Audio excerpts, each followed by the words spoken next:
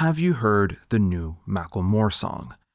I have, and it honestly brought me to tears, so I want to tie it into the subject of this video. The song was released a couple of weeks after I wrote my script, so at the end of this video, I'll bring it back up and show you the parallels between the subject of this video and Macklemore's new song. My favorite song by Nina Simone, and perhaps one of my favorite songs of all time, is strangely obscure. I say strangely because in 2019, it was entered in the National Recording Registry list of the Library of Congress. It was ranked the 172nd greatest song of all time by the Rolling Stones in 2021, and in 2023, The Guardian ranked it as Nina Simone's best song. It's a song that was coined as the 60s civil rights activists' anthem. It was censored in some southern states and banned in others. However, and this is where this becomes weird, if you look at Nina Simone's Spotify page, you'll get recommended Feeling Good, I Put a Spell on You, My Baby Just Cares for Me, and Sinner Man, all great songs with over 100 million listens. Mississippi Goddamn, the legendary Simone song hailed as her best just last year, has a disappointing 4.6 million listens. 1% of the listens of Feeling Good.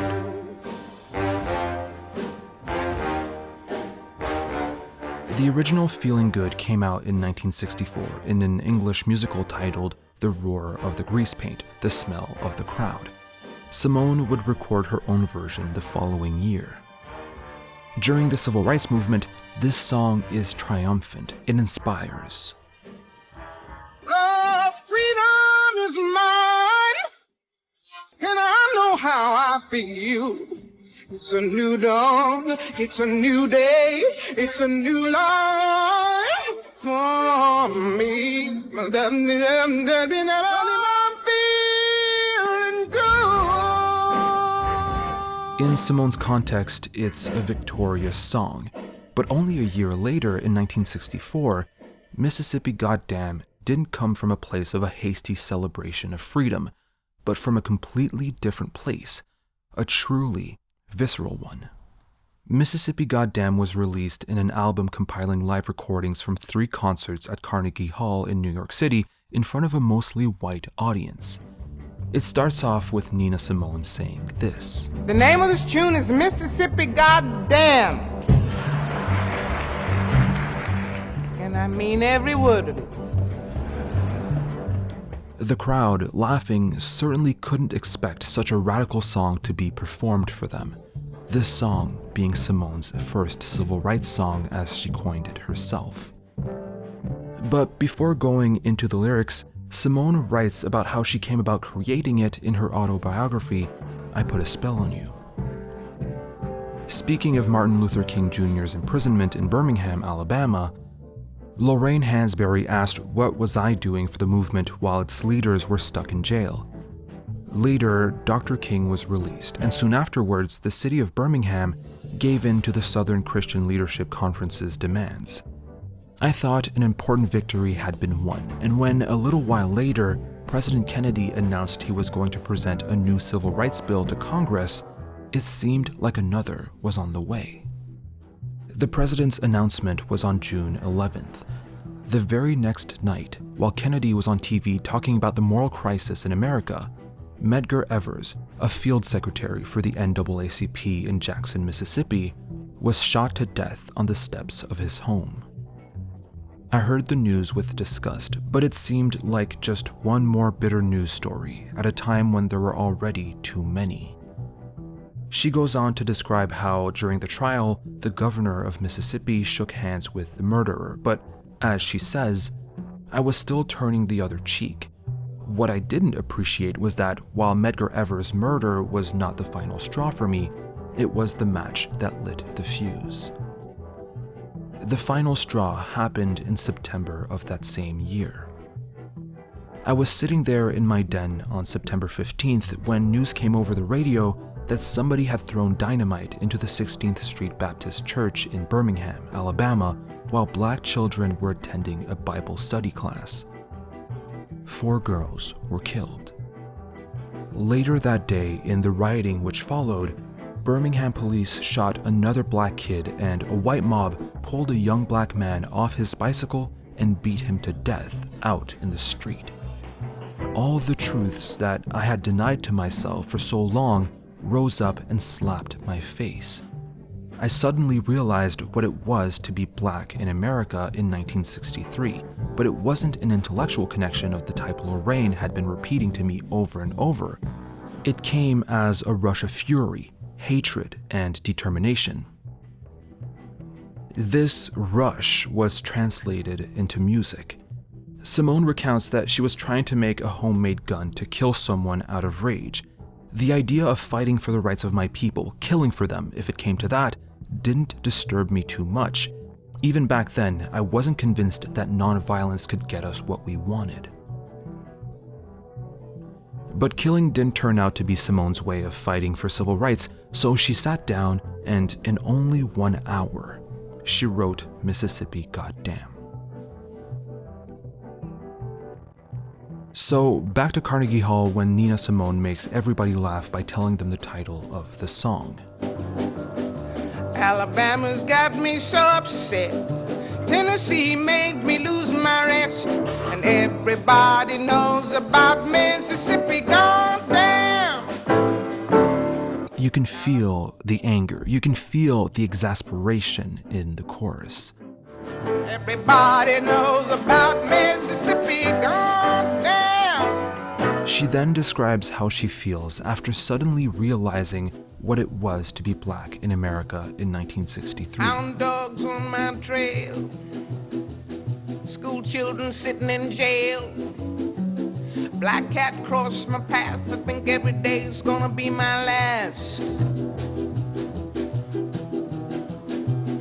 Lord have mercy on the land of mine, we all gonna get it in due time. I don't belong here, I don't belong there, I've even stopped believing in prayer.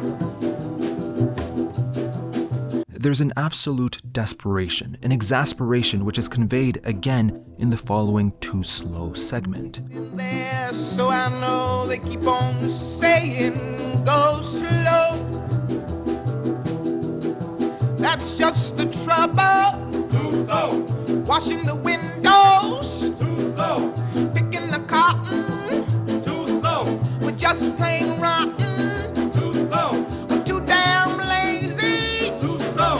Our thinking's crazy. Slow. Where am I going?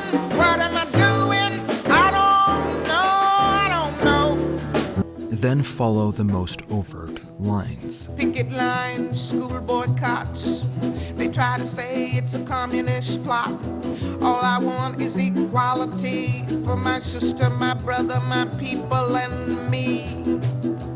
Then she talks of the many times America has lied to its black citizens, how she lost her trust in the institutions, and how their sluggishness is hurting her people. You lied to me all these years. You told me to wash and clean my ears and talk real fine just like a lady, and you'd stop calling me Sister Sadie. But my country is full of lies. We all gonna die and die like flies. I don't trust nobody anymore. They keep on saying go slow. That's just the trouble. Too slow. Desegregation, Too slow. mass participation, Too slow. unification. Too slow. Do things gradually Too slow. will bring more tragedy. Too slow. Why don't you see it? Why don't you feel it? I don't know. You don't have to live next to me. Just give me my equality. 'Cause everybody knows about Alabama. Everybody knows about Mississippi. Everybody knows about Mississippi.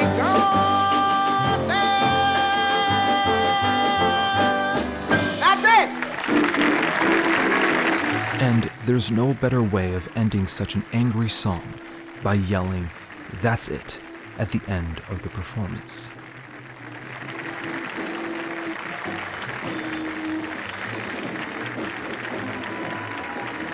I think one of the reasons why this Nina Simone masterpiece doesn't reach the audience it should today, at least on Spotify, is because it's only been recorded live. But that's exactly, at least to me, one of its strengths. This is the kind of song that can be performed in front of people. It's a protest song, and it can't be done alone in a studio. One of the beautiful things about it is that the lyrics change throughout the different interpretations. Depending on where in America the civil rights protests were getting hotter, she sang that St. Augustine or Selma or Governor Wallace made her lose her rest.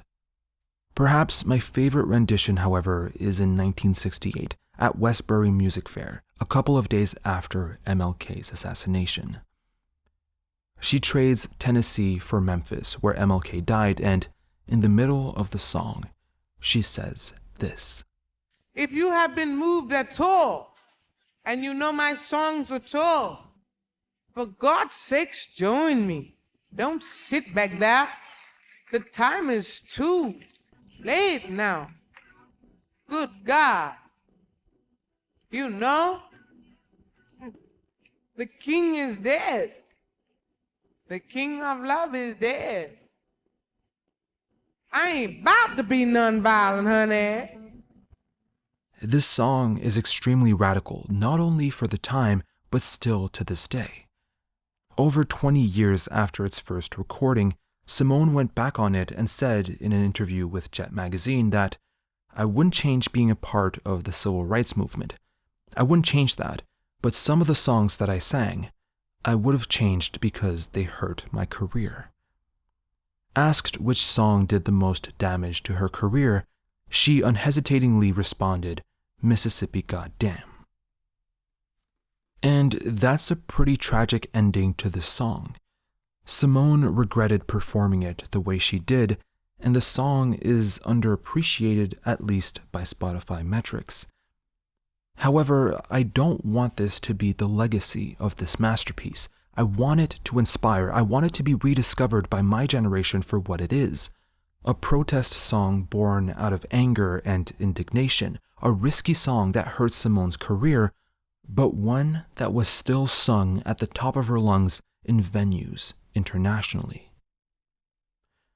I will conclude the video with a quote by Simone, the same way a 2021 PBS article on the song concludes as well. I'll link the article and other articles used for the making of this video in the description. An artist's duty, as far as I'm concerned, is to reflect the times. That, to me, is my duty, Simone said in an interview with Black Journal. And at this crucial time in our lives when everything is so desperate, when every day is a matter of survival, I don't think you can help but be involved. Young people, black and white, know this. That's why they're so involved in politics. We will shape and mold this country. I will not be molded and shaped at all anymore. Okay, but that's not the real conclusion of the video, or it would have been had it not been for Macklemore's release of Heinz Hall. In the midst of the current genocide happening in Gaza and students protesting against it, Macklemore released a protest song supporting the students. And how can we not read this quote and not think of what's happening right now?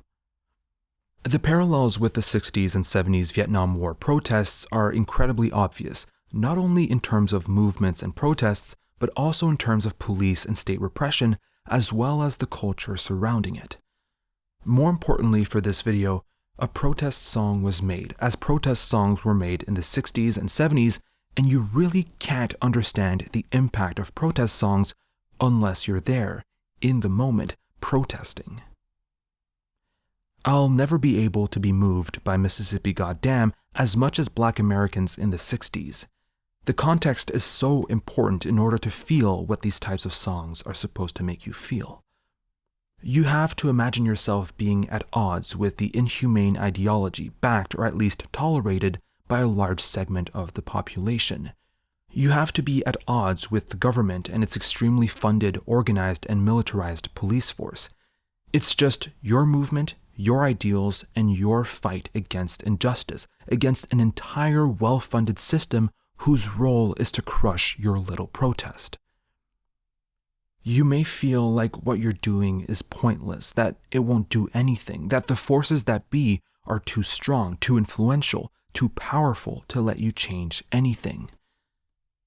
Then, a popular singer releases a song denouncing the ideology you're denouncing the repression you're facing, denouncing the whole system and its mechanisms of repression. It's incredibly empowering, and this empowerment, coming from a song, from art, can't be felt unless it empowers you. Mississippi Goddamn might still empower people now, but not to the extent it did when it was released to empower a whole movement. And I was only made aware of that, or at least aware of that feeling of collective empowerment recently when listening to Heinz Hall. Thank you so much for watching. Thank you Roman Brandel, X-Towns, Bagel, Speece, and all my other patrons for supporting the channel. If you also want to help out, leave a like, subscribe, and check out patreon.com/thecanvas. Thank you.